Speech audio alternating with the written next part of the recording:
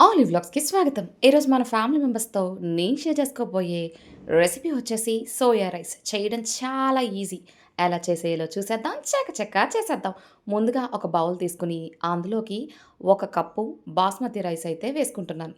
ఈ బాస్మతి రైస్‌ని శుభ్రంగా 2 సార్లు కడిగైతే తీసుకుంటున్నా. చూసారా? కడిగిన తర్వాత ఇలా ఉంది. ఇప్పుడు ఇందులోని నీళ్లు పోసి ఈ బియ్యాన్ని నాననిద్దాం. ఎంతో సేపు కాదండి. జస్ట్ ఒక 10, 15 నిమిషాలు నానితే సరిపోతుంది. ఈలోగా మిగతా ప్రాసెస్ అయితే చేసేద్దాము.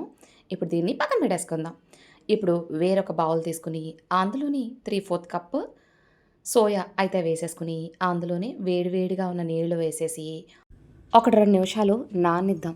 1, 2 నిమిషాల తర్వాత చూస్తే చక్కగా నానున్నాయి. ఇప్పుడు ఒక బౌల్ తీసుకున్నాను. మనం తీసుకున్న సోయా అయితే చక్కగా మెత్తగా అయితే అయిపోయినాయి. ఇప్పుడు వాటిని స్క్వీజ్ చేసేసుకొని వేరొక బౌల్‌లోకైతే వేసేసుకుందాం. మీరెవరైనా కొత్తగా వ్యూ చేస్తుంటే లైక్ చేయండి, షేర్ చేయండి, సబ్స్క్రైబ్ చేసుకోండి. పక్కనే ఉన్న బెల్ ఐకాన్ నొక్కండి. లంచ్ బాక్స్‌లోకి హెల్తీగా, ప్రోటీన్ రిచ్‌గా ఉండే ఈ సోయా రైస్ చాలా చాలా బావుంటుంది. తక్కువ టైంలో కూడా అయిపోతుంది. డిఫరెంట్‌గా ఉండడం వల్ల పిల్లలు కూడా చాలా ఇష్టంగా తినేస్తూ ఉంటారు. ఇప్పుడు అందులోకి 1/3 కప్పు పెరుగైతే వేసుకుంటున్నాను. ఒక పావు స్పూను పసుపు, ఒక స్పూను కారం, రుచికి సరిపడగా ఉప్పు, ఒక స్పూను ధనియాల పొడి వేసేసుకొని వీటిని బాగా మిక్స్ చేసుకుందాం. చాలా చాలా టేస్టీగా ఉంటుంది. కేవలం 10 అంటే 10 నిమిషాల్లో అయిపోతుంది. 10 నిమిషాలు కూడా ఎక్కువేనేమో. ఇలా బాగా మిక్స్ చేసుకున్న తర్వాత ఇప్పుడు దీన్ని పక్కన పెట్టేసుకుందాం. ఇప్పుడు స్టవ్ వెలిగించుకొని దానిపైన కుక్కర్ అయితే పెట్టేసుకుందాం. ఇది కొత్త కుక్కరోచ్.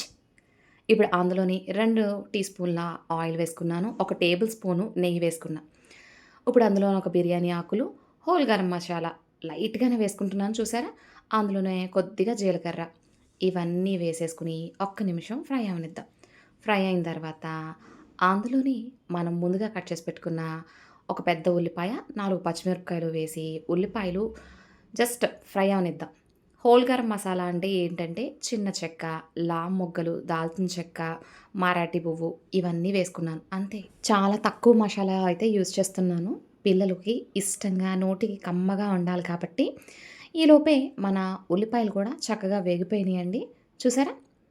లైట్ గోల్డెన్ కలర్‌లోకి అయితే వచ్చేసినాయి కదా! ఇప్పుడు ఇందులోనే ఒక స్పూను అల్లం వెల్లుల్లి పేస్ట్ అయితే వేసుకుందాం.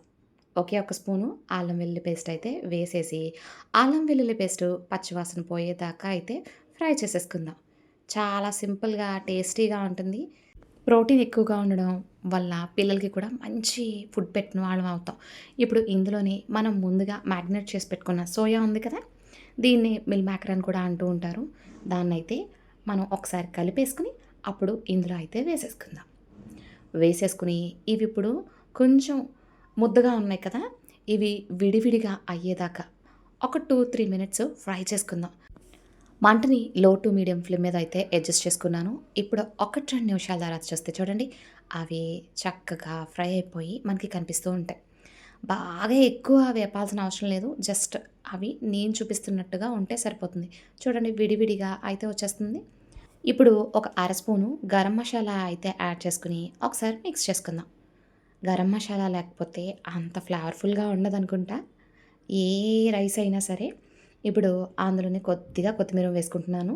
మనం ముందుగా సోక్ చేసి పెట్టుకున్న రైస్ ఉంది కదా! బాస్మతి రైస్ అదైతే వేసేసుకొని ఒకసారి మనం మిక్స్ చేసుకుందాం.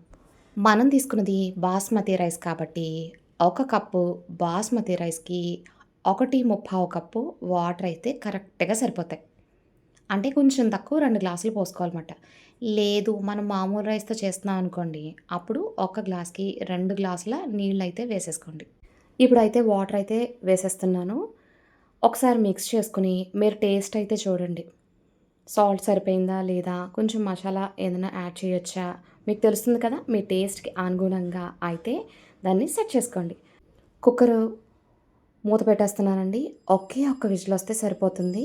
ఒక్క విజిల్ చాలా సింపుల్‌గా, టేస్టీగా అయితే హెల్తీ ఫుడ్ రెడీ అయిపోతుంది. ఒక విజిల్‌లో వచ్చేసి ప్రెషర్ అంతా పోయిన తర్వాత ఓపెన్ చేసి చూస్తే ఇలా ఉంది. యమ్మీ యమ్మీ సోయా రైస్ అయితే రెడీ అయిపోయింది. కేవలం అంటే కేవలం 10 నిమిషాల్లో మరి.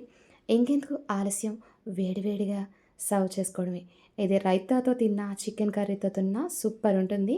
Thank you for watching my video.